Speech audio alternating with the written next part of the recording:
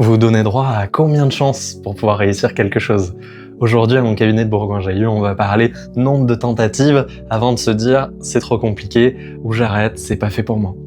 En effet, je pense que vous avez remarqué dans nos vies globales, on a besoin, on a envie, on a vraiment l'importance à l'intérieur de nous de réussir rapidement. Et ça, de plus en plus, le temps avançant, parce que, en fait, on est dans un monde d'instantanéité où tout peut arriver immédiatement. Là, je peux aller dans un garage et repartir avec une voiture, alors que j'ai même peut-être pas l'argent sur mon compte. Je peux aussi cliquer sur Internet, acheter quelque chose en ligne et le recevoir demain chez moi. Donc finalement, il y a un goût de l'effort qui est de moins en moins présent, il y a une patience qui est de moins en moins présente parce qu'en fait, on peut accéder à de plus en plus de choses rapidement dans notre quotidien.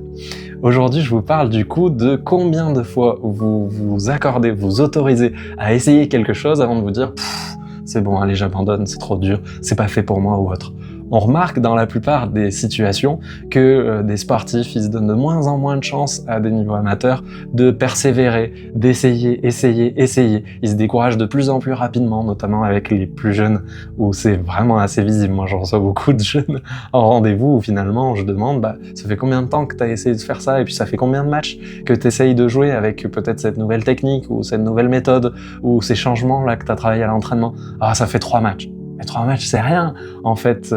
est-ce qu'on peut pas se donner peut-être quelque chose comme 10 matchs, comme 20 matchs, comme 50 expériences, comme 100 expériences? J'aime bien toujours prendre l'exemple du bébé, où finalement, le bébé, quand il marche à 4 pattes et qu'il veut commencer à se mettre debout et puis marcher, si s'était dit au bout de 10 fois où il est tombé, ah non, c'est beaucoup trop dur, j'y arriverai jamais, en fait, on marcherait tous à 4 pattes et on perdrait beaucoup de choix, de possibilités et de trucs cool à faire qu'on peut faire quand même debout et on peut aussi quand même se mettre à 4 pattes en étant adulte. Du coup, aujourd'hui, je vous mets au défi quelque chose que vous n'arrivez pas ou sur lequel vous énervez rapidement et que vous avez peut-être laissé 1, 2, 3 chances pour faire le truc, de le